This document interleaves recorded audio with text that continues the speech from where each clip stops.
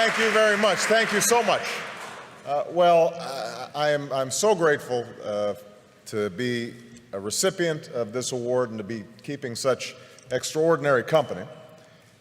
I first of all want to thank all of you who are involved in making this possible, but the main thing that I want to do here is to just say how I'm inspired by the young people who are represented here, because I think that's the purpose ultimately of this foundation. And I want to tell just a brief story because Archbishop Tutu is here, one of my heroes, and let you know where I was when I was about your age. I'm really dating myself now, although I'm also dating the Archbishop, because back in 1979, I was a freshman in college at Occidental College in California. And I had had a somewhat rocky youth and teenage years. My father wasn't at home. I was growing up partly with my grandparents in high school. I'd gotten into trouble occasionally, was what my mother called a good time Charlie, meaning I wasn't really serious in terms of my studies, in terms of my work. Had some awareness of the world around me, had some sense of injustice and unfairness, but it wasn't finely honed, it wasn't well developed. And I remember in 1979 arriving as a freshman and doing what freshmen do, trying to figure out what courses are and trying to change your study habits and trying to identify that food in the cafeteria, what it is. And we were visited on campus by a couple of gentlemen from South Africa who were representatives of the ANC in 1979, 1980. And they spoke about their efforts to overcome apartheid. And for about an hour, myself and a group of students listened to these young men who were not much older than we were, describe the extraordinary struggles they were going through, the sacrifices that were being made, people who were enduring jail and torture and beatings because they had a sense that somehow, some way, justice would prevail.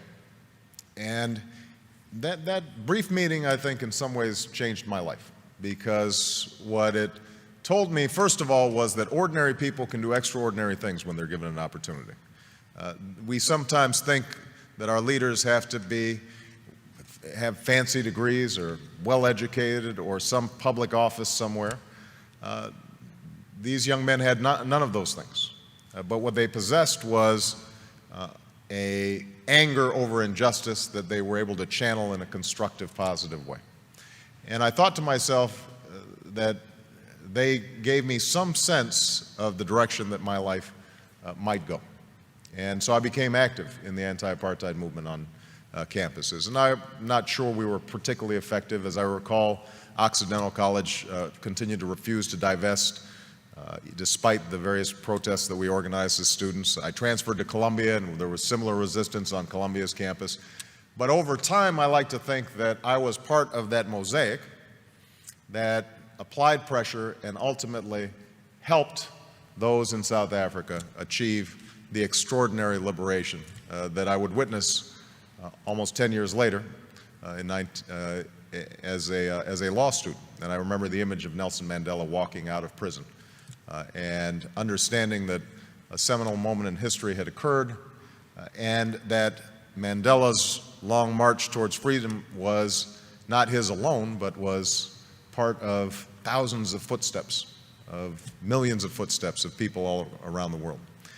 And I trace back me getting involved in politics to that moment, because as a consequence of that organizing on a college campus, I became a community organizer. As a consequence of a community organizer, after going back to law school, became a civil rights attorney.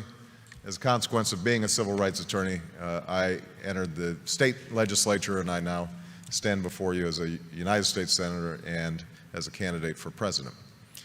And so the primary message I guess I have in receiving this award is that all of you represent enormous potential and enormous possibility for change, because we all know that injustice still exists.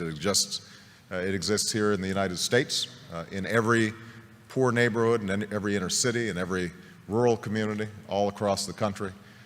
There is quiet desperation. Young people's lives are filled with sadness and desperation and anarchy and chaos. And obviously all around the world, we see those same symptoms of hopelessness made manifest in places like Darfur, in places like the Middle East, in places that too often are forgotten about and not written about until they flare up in tragedy. So I hope that all of you who are on the brink of doing extraordinary things decide to channel that talent and that energy and that imagination to figuring out how do you move the process along for a better history. You know, how do you put your shoulder against the wheel and move that boulder up the hill? And I'm absolutely confident that if all of you take up that challenge, the world is waiting for you, ready to be changed. Because I think we live in this moment in history right now where the hunger for change, the hunger for something new, the desire to break out of the ordinary, the self-interested, the petty, the trivial, is everywhere. And they're waiting for you. And so I hope that as you see the recipients of this award, you recognize that it's actually more of a tool to give you a little spark and drive you in the wonderful directions that I hope your lives take in the years to come. So thank you very much. Appreciate it.